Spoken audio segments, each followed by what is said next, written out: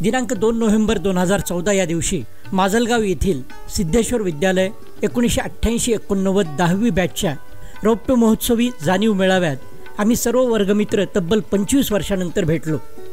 सिद्धेश्वर शाळेतील मधाळ गोडव्याचे, ओढाळ भेटीचे, व्याकुळ अटीतटीचे विलक्षण क्षण पुन्हा अनुभवण्यासाठी आम्ही एकत्र आलो आणि पुन्हा एकदा एकमेकांची नव्यानं ओळख करून घेतली। आम्हा सगळ्यात एक विलक्षण प्रतिभेचा धनी साहित्यिक आम्हाला नव्यानं दिसला, जाणवला, तो म्हणजे संतोष विठ्ठल घसिंग हा आमचा वर्गमित्र।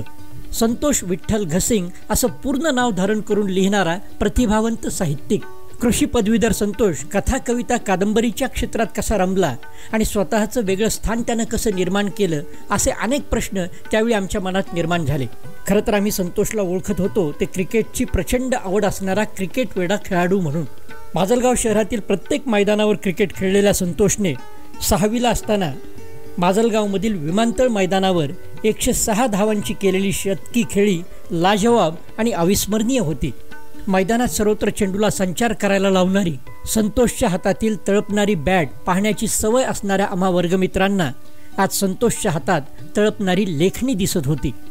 लहानपणी क्रिकेटमधून व्यक्त होणारा संतोष आज कथा, कविता, कादंबरीच्या पानापानातून व्यक्त होताना दिसत होता। व्यक्ती तीच पण अभिव्यक्ती बदलली होती, व्यक्ती तीच पण वाणी बदललेली होती। संतोषचा जन्म 7 ऑक्टोबर 1973ला झाला। शालेय शिक्षण 1ली ते 8वी पर्यंत माजलगावच्या सिद्धेश्वर विद्यालयामध्ये झालं, तर 9वी ते 10वी हे शिक्षण भगवान विद्यालय बीड या ठिकाणी झाले। पुढे बीड येथील बलभीम महाविद्यालयात संतोषने 11वी आणि 12वी पूर्ण करून पुण्याच्या कृषी महाविद्यालयामध्ये कृषी पदवीसाठी प्रवेश घेतला। या कृषी महाविद्यालयातून कृषी संस्कृतीचं शिक्षण घेत असतानाच महाविद्यालयाच्या बाहेर विद्येच्या माहेरघरी साहित्य संस्कृतीचं शिक्षणही संतोषने घेतलं। शेतीबद्दल तंत्रशुद्ध माहिती मिळवत असतानाच त्याने आपल्या मनाची मशागत केली, ती सुद्धा अविरत पुस्तक वाचनातून। आपला आतला आवाज त्याने ऐकला, तो पुस्तक वाचत गेला। एका दिवशी 4 पुस्तकांचा फडशा तो पाडत होता। ययाती कादंबरी त्यानं सलग वाचली। पुण्यातील सगळ्या वाचनालय ग्रंथालयाला त्यानं भेटी दिल्या। ब्रिटिश लायब्ररी, पुणे नगर वाचन मंदिर, महाराष्ट्र साहित्य परिषदेचं ग्रंथालय यांना तो वारंवार भेटी देत होता। संतोषवर वाचन संस्कृतीचे संस्कार या ग्रंथालयांनी केले। संतोषने असंख्य पुस्तकांना मस्तकात धारण केलं। यामुळे त्याची आकलन शक्ती, विचारशक्ती आणि परिपक्वता यात सकारात्मक बदल होत गेले। आज जे संतोषच्या कथा, कादंबरी, कवितांचं पीक आलेलं दिसत आहे, त्या पाठीमागे पुण्यातील कृषी महाविद्यालयात त्यानं केलेली स्वतःच्या मनाची मशागत हेच कारण आहे। प्रत्येकाच्या जीवनात कलाटणी देणारे क्षण येत असतात। संतोषच्या जीवनातही कलाटणी देणारे क्षण आले। 1994 साली मॉडर्न महाविद्यालयातील 2 दिवसाच्या मराठी वाङ्मय चर्चा सत्रात पुण्यातील अनेक विद्वान साहित्यिकांनी हजेरी लावली होती। त्यात डॉक्टर ग ना जोगळेकर, म वी गोखले, द दी मुंढे, माधवी वैद्य, विभा देशपांडे, डॉक्टर वीणा देव असे अनेक मान्यवर साहित्यिक, प्राध्यापक त्या ठिकाणी उपस्थित होते। याच चर्चासत्रात प्रत्येक पेपरचं वाचन झाल्यानंतर होणाऱ्या मुक्त संवादात कृषी विद्यापीठात 3ऱ्या वर्षात शिकणारा एक विद्यार्थी आपली मतं उत्स्फूर्तपणे मांडत मुद्देसूद विवेचन करत होता। सर्वच विद्वानांनी, प्राध्यापकांनी चर्चासत्रात या विद्यार्थ्याचं कौतुक केलं। तो विद्यार्थी म्हणजे संतोष विठ्ठल घसिंग। या चर्चासत्रात संतोषची डॉक्टर वीणा देव यांच्याशी ओळख झाली। लेखिका वीणा देव गोनी दांडेकरांच्या कन्या आहेत हे संतोषला कळालं। गोनी दांडेकर हे संतोषचे आवडते लेखक। संतोषनं सहजच त्यांना भेटण्याची इच्छा बोलून दाखवली आणि पुढे रविवारी दुपारनंतर संतोषची गोनी दांडेकरांशी भेट झाली सुद्धा। 8 जुलै हा गोनी दांडेकरांचा आप्पांचा वाढदिवस। या वाढदिवसाला विजय देव, वीणा देव, रुचिर कुलकर्णी, मृणाल कुलकर्णी, मधुरा या कुटुंबियांनी आप्पांच्या कादंबरीचे अभिवाचनाचे प्रयोग सुरू केले होते। अतिशय रंजक आणि सात्विक अभिवाचनातून शब्दांवर प्रभुत्व कसं मिळवायचं, स्पष्ट शब्दोच्चार कसा करायचा, या सर्व गोष्टी संतोषला शिकायला मिळाल्या। वीणा देव व कुटुंबियांच्या कादंबरी वाचनाचा संस्कार संतोषच्या वाणीवर झाला आणि अशा रीतीने डॉक्टर वीणा देव यांच्या रूपाने संतोषला देव पावला। संतोषच्या प्रत्येक भेटीत शाईचा पेन भेट देणाऱ्या लेखिका वीणा देव यांनी संतोषला कृषी पदवी मिळाल्यानंतर गोनी दांडेकरांचं हस्ताक्षर असलेली एक शाल भेट दिली आणि तोंड भरून आशीर्वादही दिले। पुण्यात डॉक्टर बीनादेव यांच्याकडून संतोषला जसा मायेचा ओलावा मिळाला तसंच स्नेहाची ऊब अनेक मान्यवर साहित्यिकांकडून मिळाली. मृत्युंजयकार शिवाजी सावंत त्यावेळी युगंधर कादंबरी लिहित होते. पर्वतीवर ते फिरायला जाताना बऱ्याचदा संतोष त्यांच्यासोबत असे. त्यावेळी कृष्णाच्या जीवनावरच्या या कादंबरीच्या बऱ्याच मसुद्यांवर ते संतोषसोबत मुद्देसूद चर्चा करत असत. या चर्चेतून संतोषच्या विचारांना एक दिशा मिळत गेली आणि संकेतही. शिवाजी सावंत यांना ज्ञानपीठ पुरस्कारानंतरचा अत्यंत प्रतिष्ठित असा मूर्तीदेवी पुरस्कार मिळालेला होता. हाच पुरस्कार संतोषच्या हाती देऊन शिवाजी सावंतांनी आपल्या मुलाला आवर्जून छायाचित्र काढायला सांगितले. या पुरस्काराचा शिवाजी सावंतांचा स्पर्श संतोषच्या कविमनात हर्ष निर्माण करणारा आणि पुढे अनेक वर्ष टिकणारा चिरकाल ठरला. 1995 कोल्हापूर येथे एका कार्यक्रमात डॉक्टर यदी फडके, डॉक्टर मधु मंगेश कर्णिक, डॉक्टर विजया राजाध्यक्ष, बाबा कदम या साहित्यिकांच्या सोबत मत प्रतिपादन करण्याची संधी संतोषला मिळाली आणि या संधीचं संतोषनं सोनं केलं. कमी वयात दांडगा अभ्यास करणाऱ्या संतोषचे अनेक साहित्यिकांसोबत घरगुती स्नेहबंध निर्माण झाले.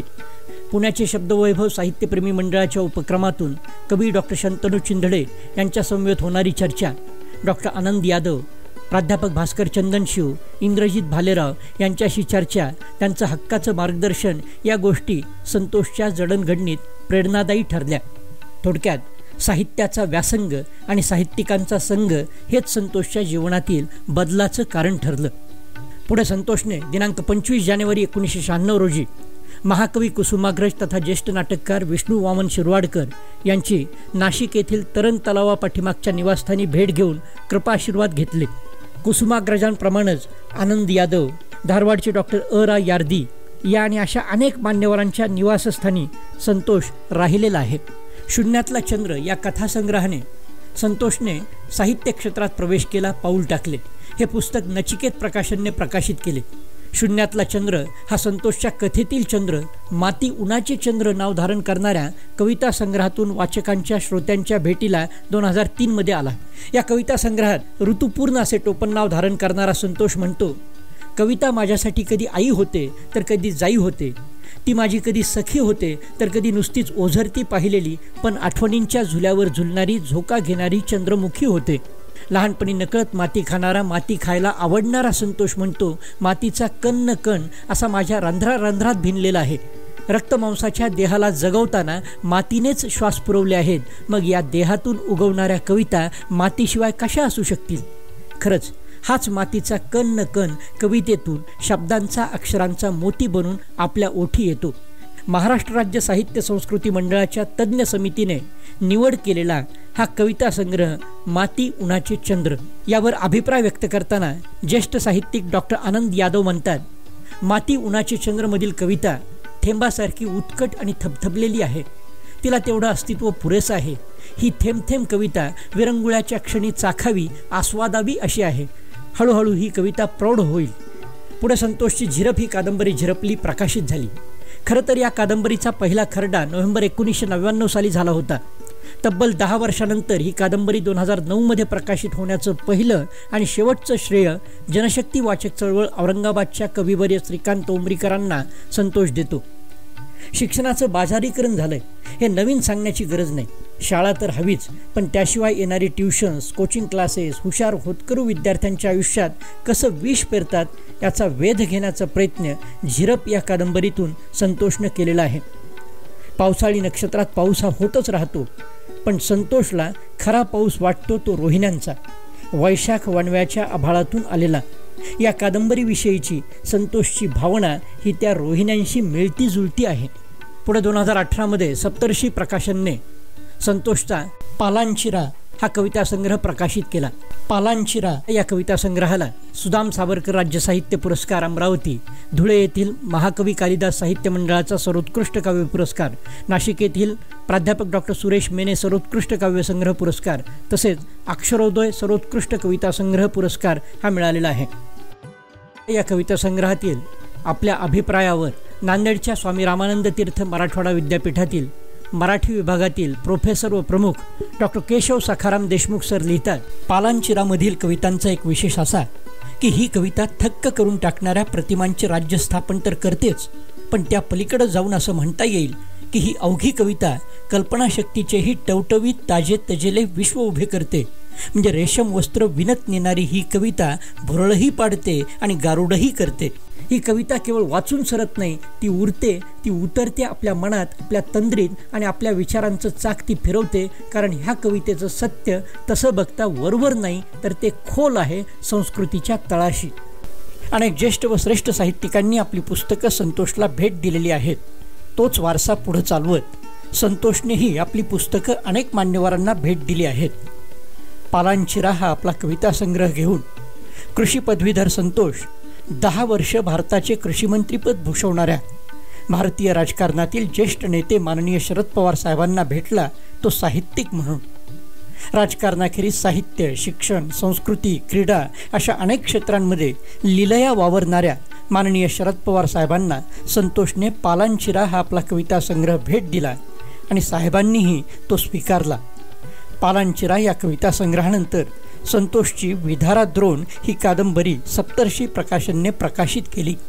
या कादंबरीवरील आपल्या अभिप्रायात साहित्य अकादमी पुरस्कार प्राप्त ज्येष्ठ कवी कादंबरीकार श्रीकांत देशमुख लिहितात, विधारा द्रोण ही कादंबरी नंदन शिकाऱ्याची कथा, तशी अगदी साधी पण प्रचंड गुंतागुंतीची.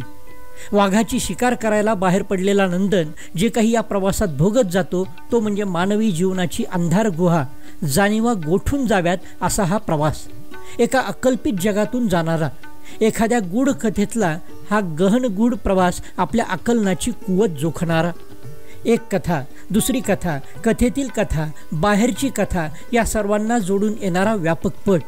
वेगवेगळ्या जंगलातून गुहांमधून जाणारा, जसे की कनकेश्वराचे मंदिराचे यातले वर्णन, हे सगळं वाचताना मनाला सुन्न करणारी भोवळ येते. वाचताना ओठ कोरडे पडतात. एक विचित्र विश्व आपल्या भोवती फेर धरू लागतं, जे हळूहळू मानवी जीवनाच्या गाभाऱ्याकडे आपल्याला नेऊ लागतं. या कादंबरीची भाषा हा एक अलौकिक ठेवा आहे. संतोषच्या विधारा द्रोण या कादंबरीला महाराष्ट्र साहित्य परिषद पुणे शाखा दामाजीनगर सर्वोत्कृष्ट कादंबरी पुरस्कार, तसेच कोल्हापूर अक्षरसागर विशेष उल्लेखनीय साहित्य पुरस्कार मिळालेला आहे. या कादंबरीची पहिली भेट प्रत संतोषने 12 वर्षापूर्वी कादंबरीचे मूळ हस्तलिखित वाचून कादंबरीविषयी चांगला अभिप्राय लिहिणाऱ्या प्राचार्य रारम बोराडे सरांना दिली. रारम बोराडे सर संतोषच्या लेखनाबद्दल म्हणतात, G.A. कुलकर्णी, ग्रेस, आरती प्रभू यांच्यानंतर संतोष विठ्ठल घसिंग यांच्या लेखनात प्रतिमांचा सुयोग्य वापर होताना दिसतो. विधारा द्रोण या कादंबरीनंतर संतोषचे पिंगाक्ष कळा हे पुस्तक 2019 मध्ये सप्तर्षी प्रकाशनने प्रकाशित केले. हे पुस्तक म्हणजे एक दीर्घ कविता आहे. यावरील प्रतिमा सृष्टीची दिव्य काव्यानुभूती या आपल्या लेखात ऋषिकेश गंगाधरराव देशमुख लिहितात, वर्तमानाला न पेलवणारी भाषा, संवेदना हा संतोष घसिंग यांच्या कवितेचा विशेष आहे. अतिशय तीव्र संवेदनशीलता हा त्यांच्या गद्य पद्य लेखनाचा स्थायी भाव आहे. त्यालाच अधिक कवेत घेत त्यांची ही कविता आपल्या समोर येते. पिंगाक्ष कळा या कविता संग्रहाची अर्पण पत्रिका संतोषने सचिन तेंडुलकरला अर्पण केलेली आहे. संतोषचं सचिनशी भावनिक नातं आहे. खरं तर सचिनसोबत भारतासाठी क्रिकेट मॅचमध्ये ओपनिंग करायचं स्वप्न संतोषनं पाहिलं होतं. नियतीच्या मनात काही वेगळंच असल्यामुळं ते स्वप्न तसंच राहिलं होतं. आजही संतोष सचिनचा जबरदस्त फॅन, चाहता आहे. शेवटी आपलं पुस्तक घेऊन तो सचिनला भेटलाच आणि सचिनसोबत काही विलक्षण क्षण त्यानं अनुभवलेच. संतोष क्रिकेटमध्ये गेला असता तर प्रतिस्पर्ध्याला आपल्या बॅटनं पाणी पाजलं असतं. आज तो आपल्या लेखणीनं वाचकांना अमृत पाजतोय.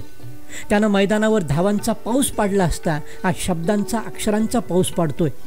क्रिकेटमध्ये मैदान गाजवू इच्छिणारा संतोष आज साहित्याच्या क्षेत्रात आपलं खणखणीत नाणं वाजवतोय.